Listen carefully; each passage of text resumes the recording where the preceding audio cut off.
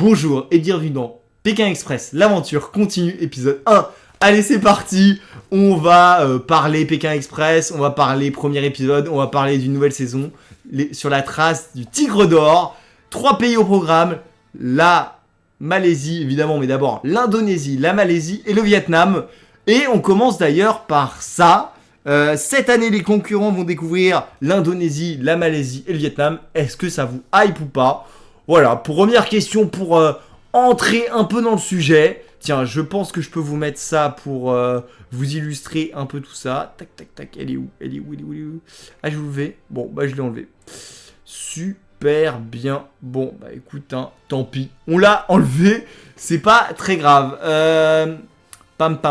Donc Indonésie, ensuite Malaisie, puis Vietnam. Est-ce que ça vous hype ou pas? 2 réponses étaient possibles. Oui, ça va être exceptionnel. Non, c'est du déjà vu. Vous êtes 100% à dire que ça va être exceptionnel. Bah écoutez, au moins là, c'est tranché, il n'y a pas de doute. Pourquoi je dis c'est du déjà vu? Parce que en saison 4, on a quand même vu une bonne partie de la route. Je vous raffiche, tiens, en gros, hop là, le trajet de la saison 4. Ils sont arrivés à Bali, ils sont remontés par Java, et puis après, ils ont fait le Vietnam, et ils sont partis du Vietnam, en fait. Ils ont fait clac, et voilà. Et vous squeezez du coup Thaïlande, Cambodge, et vous avez un peu quand même la saison numéro 4. Sauf que là, on est en saison 18. Bon, évidemment, ça change. Il y a des nouvelles choses qui ont été mis en place, etc.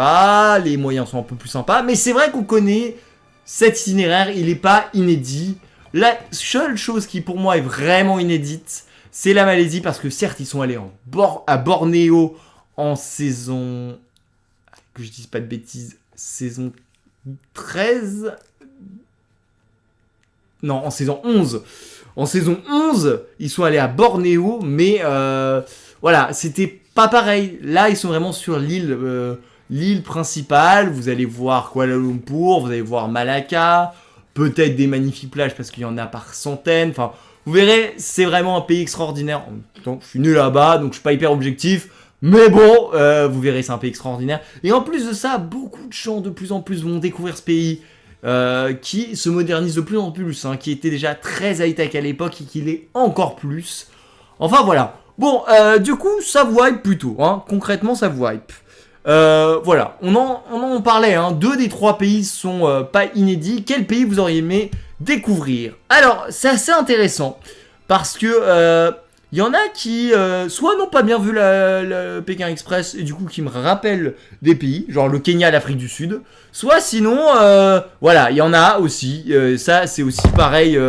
C'est assez drôle. C'est les autres pays qui reviennent souvent, c'est la Nouvelle-Zélande. La Nouvelle-Zélande, vous avez vraiment très envie de la découvrir.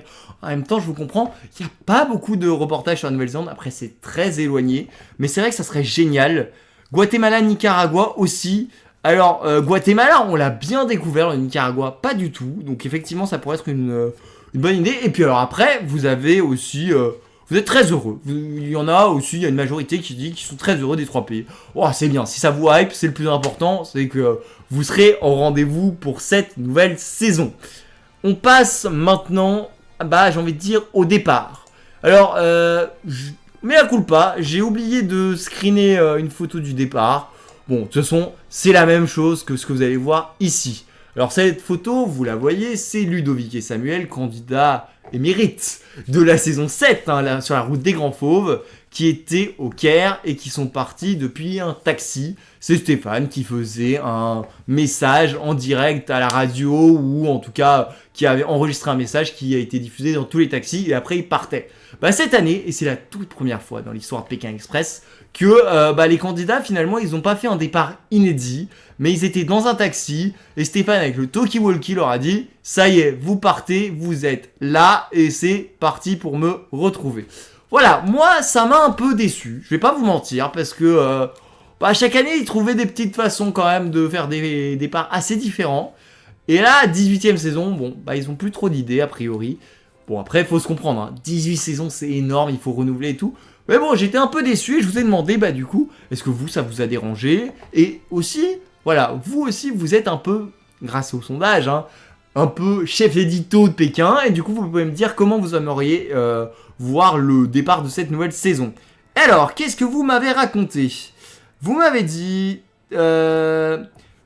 départ en montagne. C'est vrai qu'on l'a pas beaucoup vu. On l'a vu dans un lac. Ça pourrait être drôle dès le départ qu'il fasse un putain de trek. Je suis d'accord. C'est vrai. C'est vrai, c'est vrai. Peut-être quand même qu'au Kyrgyzstan, ils l'ont un peu fait. Hein, mais bon, ok. Beaucoup ont dit c'est très bien. Alors, il y en a qui n'ont pas compris la question, qui ont dit Afrique du Sud ou Kenya. Ok, on a compris que l'Afrique du Sud, le Kenya, ça vous chauffait de fou. Why not? Et puis non, j'ai adoré un tel départ. Ok, bon bah voilà. Après, parfois, je suis peut-être un peu pointilleux, je suis peut-être un peu dur. Mais bon, vaut mieux tenter les choses, dire les choses, et puis voilà.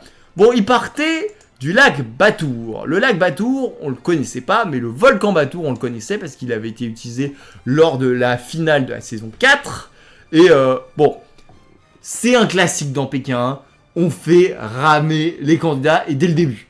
Dès le début, ils ont dû ramer. Alors évidemment, toujours un handicap. Celui qui rame, évidemment, il a le bandeau sur les yeux, il voit rien. L'autre et son coéquipier qui guide plus ou moins bien, on va pas se mentir. En tout cas, c'était drôle à voir. Il y a des candidats qui sont très très bien sortis, comme Flavie et Jérémy. Et d'autres, c'était quand même beaucoup plus compliqué. Manu et Mehdi, franchement, c'était plus dur. Alors, Flavie et Jérémy, vous les avez en photo, donc je vais pas vous les afficher. Mais je vais vous afficher Mehdi et Manu pour que vous l'ayez un peu en tête, ce binôme.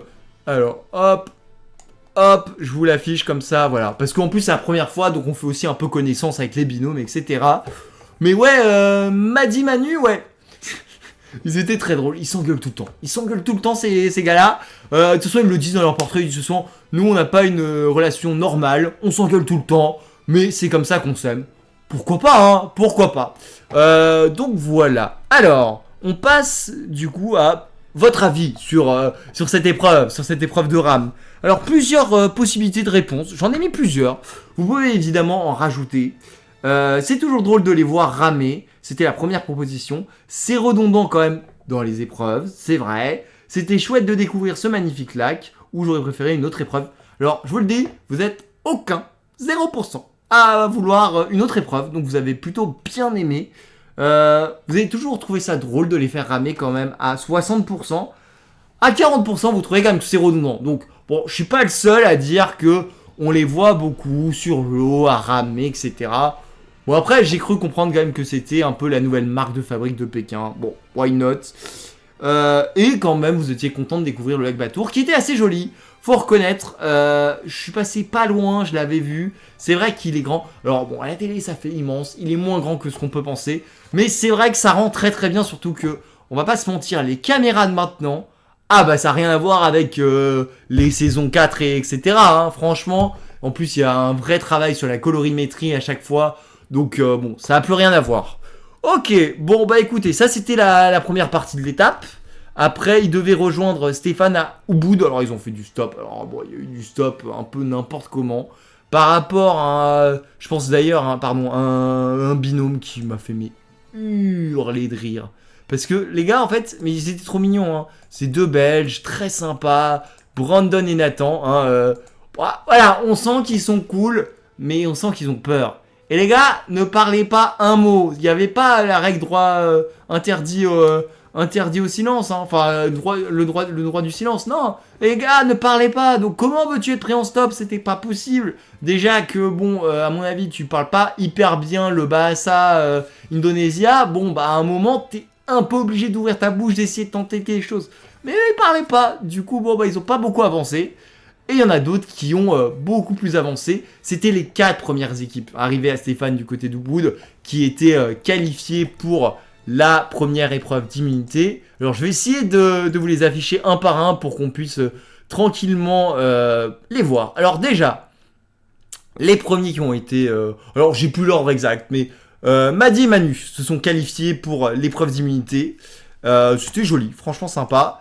Jérôme et Emma, c'est sans doute un de mes binômes préférés. Père et fille, pardon, c'est vraiment très très cool. Qu'est-ce qui se passe encore? Ouais, ok, bon, c'est... Oh là, oula, bon.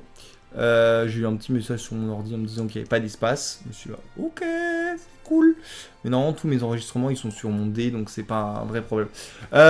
Donc voilà, ça c'était 2 binômes d'ailleurs qui sont allés en finale de l'épreuve d'unité, mais on en reviendra un peu plus tard. Donc voilà, ça c'est 2 premiers binômes. Il y a aussi eu Flavie et Jérémy qui étaient qualifiés, et il me manque un binôme. Et je sais plus qui c'est. Je pense que c'est les Corses. Ah oui, Inès et Lola, je sais plus. Alors attendez, on va faire un truc très rapide. Je veux juste aller checker qui est qualifié. En fait, il faut que vous compreniez que cette épreuve d'immunité, ils nous l'ont passé un peu rapidement et on a surtout vu la finale parce que l'épreuve a été assez longue. Bon, juste avant que je vous affiche, du coup, parce que ça va prendre un tout petit peu de temps que je check mon rush, etc. Et ben, vous pouvez... on va parler un peu des hébergements, de l'accueil chez l'habitant, qui est assez extraordinaire là-bas. Hein. Franchement, c'est pas qu'ils ont l'habitude, mais ils ont quand même le cœur sur la main. Et quand ils t'accueillent, ils te montrent un peu les traditions du pays, etc. Et c'est quand même assez sympa. Et de ce fait, franchement, ils ont passé tous une très très bonne nuit chez l'habitant. Alors, Riyad et Louison, que je vais vous montrer juste après, c'est aussi des chouchous, et ils vont être à mourir de rire. Les candidats cette année sont assez drôles. Hein. Franchement, c'est assez sympa. Mais Riyad et Louison, du coup, ils ont rencontré une famille. Ils ont donné un cadeau, puis t'as tout le village qui s'est ramené, du coup ils ont donné plein de cadeaux dans tous les sens. Enfin bon, c'est sympa, hein, c'est un peu inédit dans l'histoire de Pékin, mais why not. Alors, quel binôme j'avais pas? Ah oui, c'est ça. Ok, donc c'était bien les 2 sœurs hein, qui étaient en binôme. Donc Inès et Lola qui s'étaient qualifiées pour l'épreuve d'immunité. Voilà. Ok. Voilà, donc Inès et Lola et Flavie et Jérémy se sont qualifiés pour l'épreuve d'immunité. Donc on parlait des locaux, parce que évidemment ils ont été dormir chez l'habitant, hein, comme d'hab. Toujours un accueil, comme je vous l'ai dit, extraordinaire avec des tenues balinaises pour profiter un peu de l'ambiance. Et Bali, c'est très très particulier comme ambiance. Il y a une vraie différence entre Java, la grande île, et Bali, parce que déjà, Java, vous verrez, c'est très musulman. Bali, c'est très hindouiste. Il y a une vraie différence. Et les gens sont pas du tout pareils. D'ailleurs, ils s'aiment pas trop hein, entre les 2 continents. Et c'est assez étonnant. Et par contre, les gens sont très sympas et adorent te faire découvrir la culture. Et donc, dans plein de plans, on les voit hein, avec leur tenue typique balinaise, en train de faire de la musique, etc. Enfin bref, c'était un bon moment. En plus, on a pu découvrir un peu les binômes. Et il y a un binôme qui m'a fait extrêmement rire. C'est Patrick et Myriam, mais surtout Patrick. Alors il est où Patrick? Il est là mon patoche. Voilà, regardez-le Skiller. Bon, Patrick, il est rentré dans une cuve d'eau. Sauf qu'en fait, il a pas compris Patrick. Là-bas, tu ne rentres pas dans la cuve comme si tu te mettais dans des bains glacés pour les rugbyman. Non, tu prends un seau et tu te le verses dessus, un peu comme en Inde. Voilà, Patrick, il avait pas compris. Bon, c'était hyper drôle. Il y a sa fille qui arrive, parce que d'abord, il prend le truc tout seul, là, il prend sa douche tout seul. Et puis, elle lui fait, mais t'es sûr que tu veux être dedans? Bah, Myriam, ouais, t'as raison, non, il devait pas être dedans, mais bon. Bon, c'est comme ça, c'était hyper drôle, et voilà. Je vous ai parlé de Riyad et Louison, je vous les montre, hein, parce que je vous les ai pas montrés depuis le départ, donc tant qu'à faire. Et à mon avis, ça va être les coqueluches de la saison. S'ils vont loin, ça peut être génial parce qu'ils sont super drôles. C'est le binôme d'inconnus. Hein. D'un côté, on a un coach sportif hyper Golgoth qui a presque...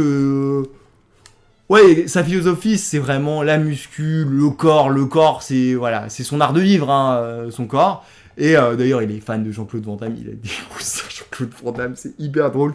Et t'as Louison, qui est vraiment le mec sympa, un peu bonnard, qui va aller boire un verre avec toi, qui est chill, qui a envie de découvrir. Alors, ils ont un vrai point commun. Ils ont plein de points qui ne sont absolument pas communs, ils sont assez différents. Mais alors, le point commun qu'ils ont entre eux, c'est quand même hyper drôle. C'est le fait que, voilà, ils sont vachement vers les autres. Et c'est ce que je vous ai expliqué, hein. Ils ont donné plein de cadeaux, plein de machins. Voilà, ils ont un grand cœur et c'est assez sympa. Bon, après, globalement, ils ont tous passé des super soirées.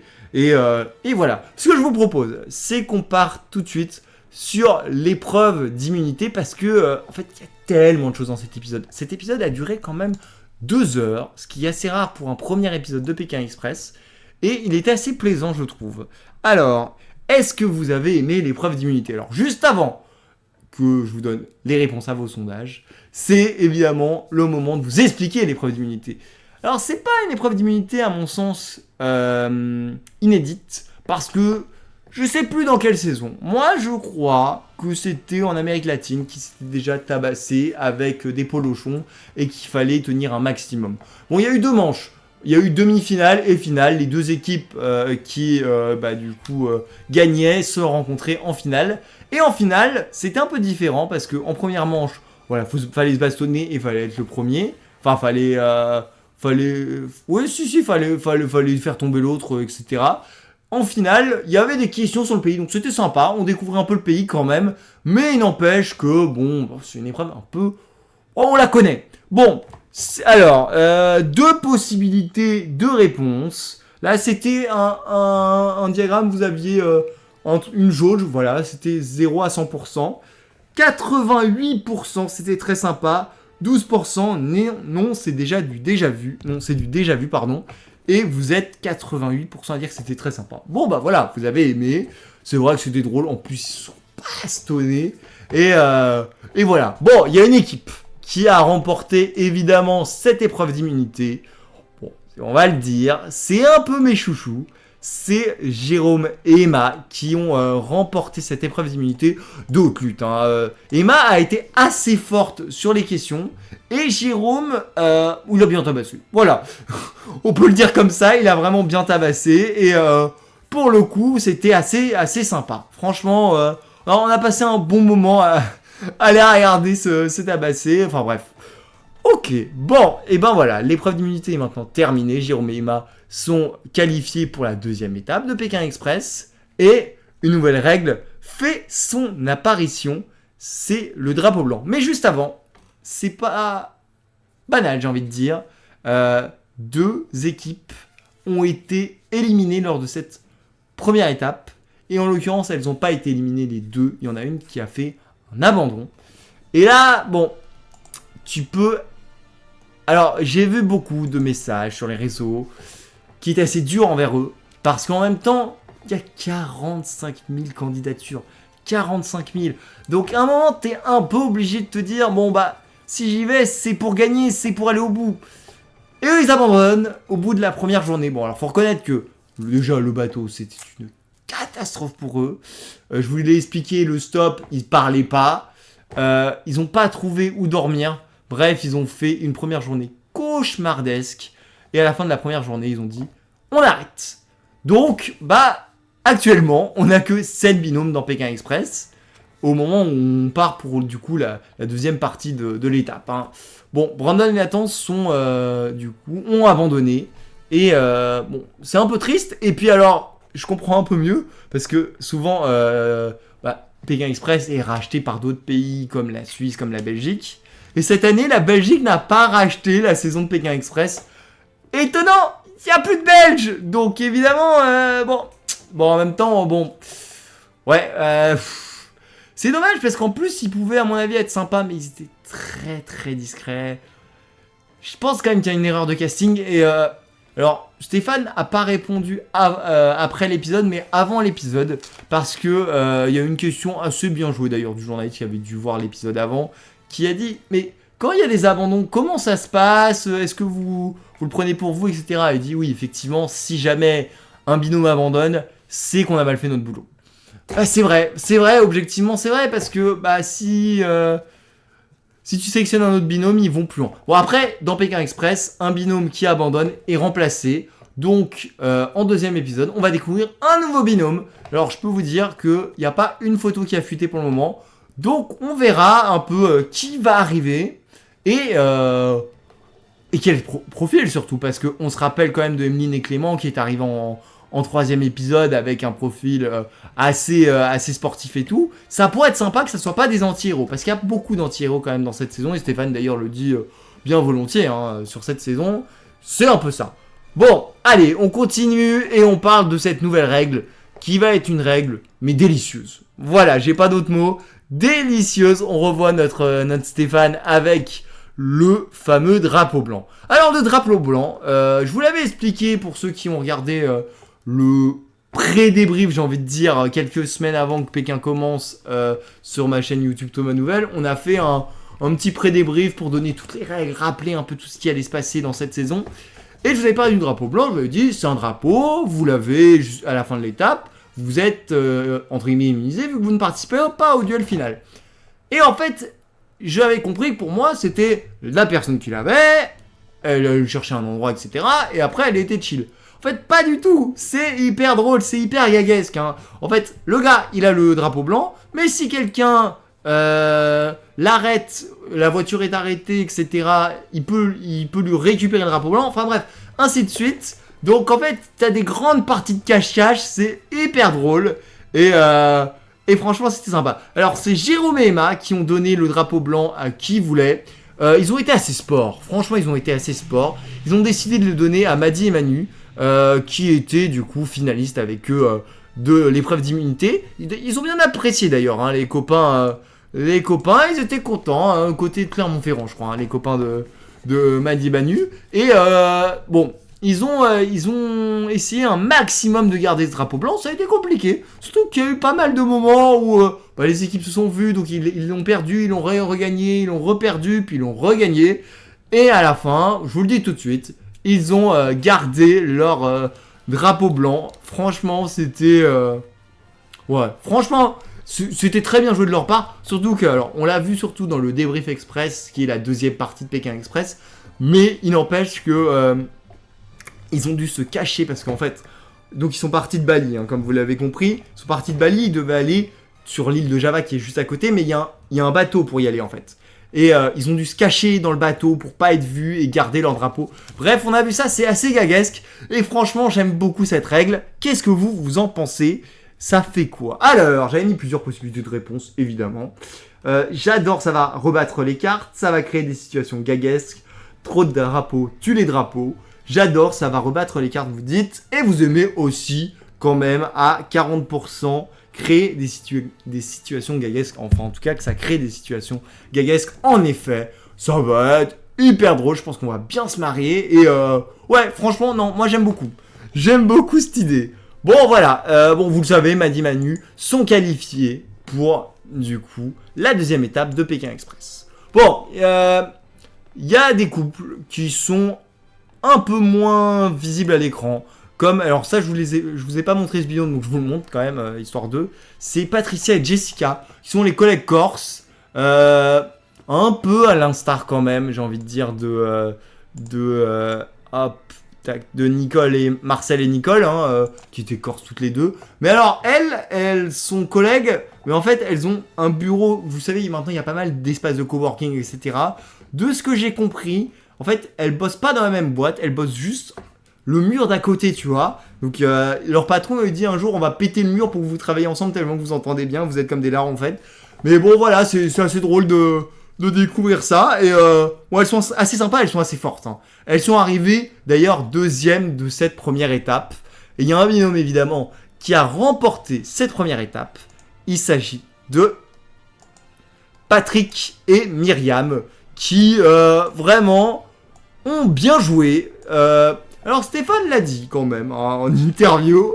Il a dit cette année ils ont été un peu plus lents au démarrage et à un moment la machine s'est lancée mais ils ont été beaucoup plus lents que d'autres binômes. Donc voilà, il y a eu un petit exploit quand même de leur part. Après voilà, c'est sûr que on sait que c'est pas hyper évident pour certains binômes de faire du stop, d'aller vers les autres, etc. Parce que c'est ça, hein, Pékin. Très honnêtement, c'est ça. Donc bon. Voilà. Vous avez à peu près tout. Maintenant, il est temps de parler du duel final qui opposait Louison et Lola. Alors, du coup, Riyad et Louison ont été choisis par Lola et Inès. Alors, je vous mets, comme d'habitude, les petites photos des candidats en ballottage. Hop là. Et Brandon et Louison qui sont juste ici. Pam. Yes. Non, pardon, c'est pas Brandon. C'est... ils sont où? Riyad et Louison. Je sais pas pourquoi j'ai dit Brandon. Parce qu'ils m'ont interpellé, je pense. C'est belge parce que... Ouais, c'est tellement dommage. Et d'ailleurs, ils l'ont écrit sur les réseaux. Ils ont dit qu'ils étaient désolés, qu'ils auraient dû persévérer. C'est sûr. Franchement, c'est sûr. Mais bon, c'est comme ça. Voilà. Donc, c'était les deux binômes qui étaient face à face. C'était un beau duel. Alors, du côté de Riyad et Louison, c'est Louison qui y allait. Du côté d'Inès et Lola, c'est Lola qui y allait, si je ne dis pas de bêtises. C'est bien ça. Bon, alors, c'est quand même dommage pour Lola et Inès, parce que quand même, c'est... voilà, elles étaient en épreuve d'immunité, donc si elles avaient réussi à gagner l'épreuve d'immunité, bah elles seraient pas là. Mais bon, avec les si, on referait le monde. Alors, c'était un duel final assez court. Ils étaient à Banyuwangi, qui est la ville un peu étape, juste à côté du Kawaii-Gen, qui découvriront la semaine prochaine. Et pour le coup, bon bah voilà, ils ont fait pas tant de route que ça. Ils se sont rendus dans une école pour faire un test un peu de culture musicale. Voilà, j'ai pas d'autres mots. Je pense que le test de culture musicale, ça marche très bien. Donc vous voyez là actuellement sur l'image Louison qui est dans une classe. En fait, il y a des instruments hyper typiques avec des sonorités très balinaises. Vous les connaissez tous. Ce sont ces bruits, c'est des... Bon, je vous mettrai peut-être un extrait audio. Je l'ai pas pris, mais vous l'avez compris. Oui, c'est assez doux, un peu... Un des bruits un peu de pluie, enfin vous voyez un peu, voilà, vraiment ça inspire l'Indonésie, ça inspire le zen, ça inspire Bali, voilà.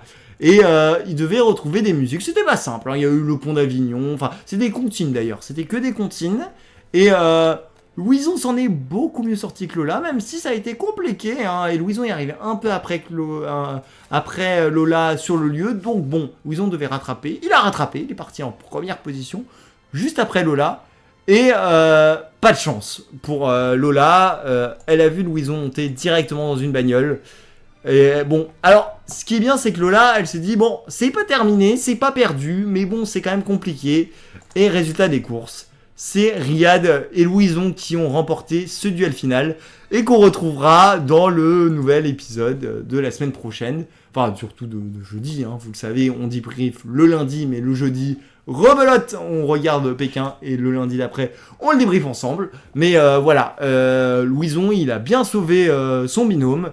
Et du coup, c'est Inès et Lola qui sont potentiellement éliminés parce que je vous le rappelle, dans Pékin Express, toutes les étapes ne sont pas éliminatoires, mais elles sont déposées au préalable devant un huissier de justice. Et là, on ouvre une enveloppe qui est noire et on dit si elle est éliminatoire ou non.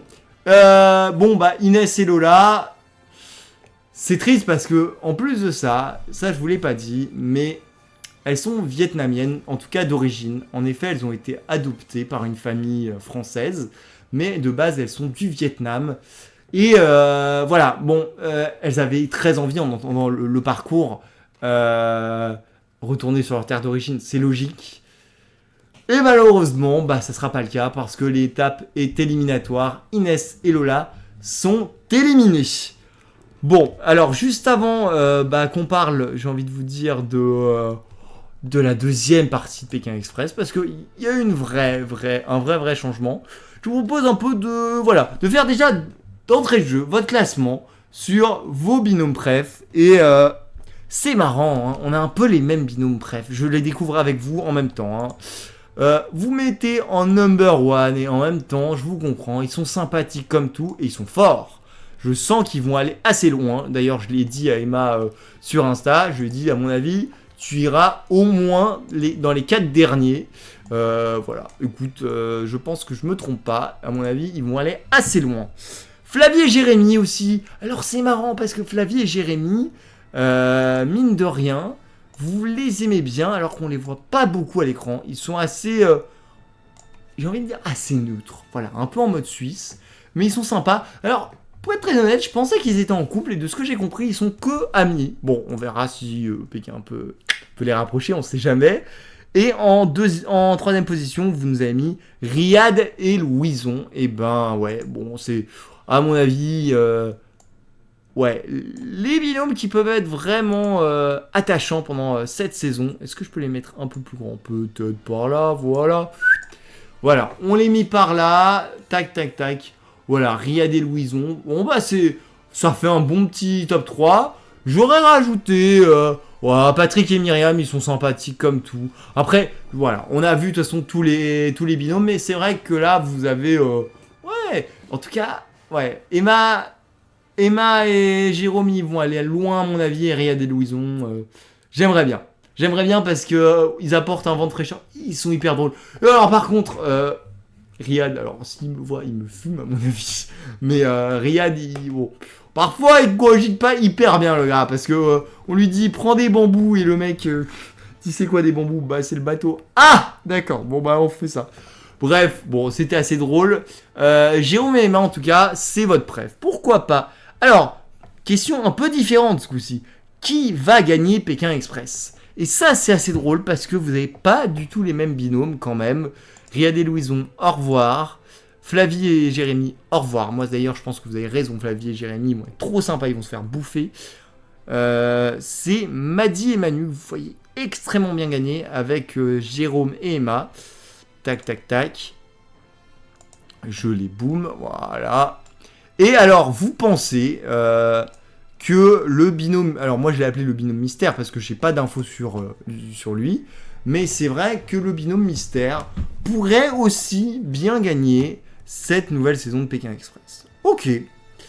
Une note pour cet épisode. Allez, vous savez, on aime bien donner une note aux épisodes. Est-ce que j'ai gardé la photo de Stéphane qui est en mode c'est ok? Non, bon, je l'ai pas. Je l'ai pas, c'est pas grave, ça change rien. Alors, évidemment, vous aviez la possibilité de mettre entre 1 et 10. Et globalement, on est sur un... Alors, attendez. 8, 5, 7, 9, nanana. Ouh, ça descend pas en dessous de 5 quand même. Mais il y a quelqu'un qui a mis 5. Comme quoi, voilà, il y en a qui aiment pas beaucoup. 8, 9, ok. On est sur un 7,7 sur 10. C'est plutôt un bon épisode et surtout qu'il a été baissé par le 5. Hein. Sinon, c'était plutôt très, un bon épisode pour vous, effectivement. Ok, je comprends. Eh ben écoutez, c'est hyper intéressant. On termine évidemment ce débrief. Il a été long, hein, je le sais. Il a été costaud parce qu'il fallait rappeler un peu toutes les règles. Il fallait aussi faire connaissance avec tous les binômes, etc. On termine par la nouvelle partie de soirée, le débrief express qui est drôle. Moi, je pense que le mot qui résume ce débrief, c'est drôle. Parce que, en fait, t'as des anciens binômes qui regardent des nouveaux binômes ou des binômes actuels galérer et ils se lâchent. Ils font « Ouais, moi je sais faire ça alors que les autres savaient pas faire ça, nani nana. » Et en plus de ça, t'as Riyad et Louison qui reviennent et ils sont à mourir de rire.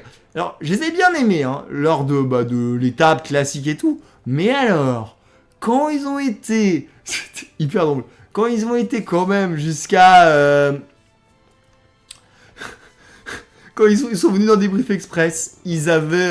ils étaient hyper sympas, rigolaient bien entre eux. On sentait quand même une vraie connexion en même temps. C'était le premier épisode, donc ils me faisaient rire, Riyad et Louison. Mais ils se connaissaient pas beaucoup, là ils se connaissent beaucoup plus, donc c'est assez drôle.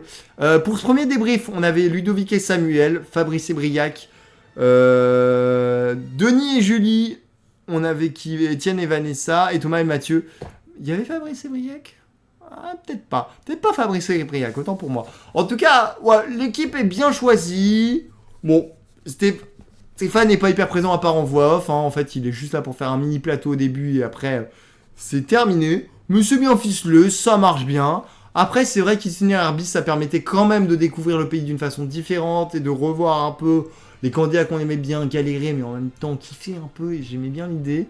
Mais bon, alors d'ailleurs vous qu'est-ce que vous en pensez?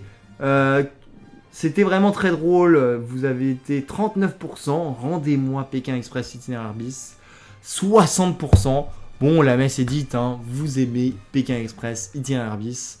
Malheureusement les copains, à mon avis, ils sont partis sur un format comme ça, et pour sans doute les prochaines saisons aussi, vu ce que j'ai entendu du producteur, et aussi de la Dream Team de Pékin, donc bon, bah écoutez, c'est comme ça, je vous dise, voilà, c'est Ouais. Bon, voilà, on a une petite amertume. Après, on va bien aimer. En plus, on retrouve. Moi, j'étais content de revoir Ludo et Sam qui ont bien changé d'ailleurs. C'était assez drôle hein, à voir. Mais voilà. Bon, les amis, le débrief express, il est maintenant terminé. Et surtout, le débrief numéro 1 de Pékin Express, l'aventure continue, est maintenant terminé. J'espère qu'il vous a plu.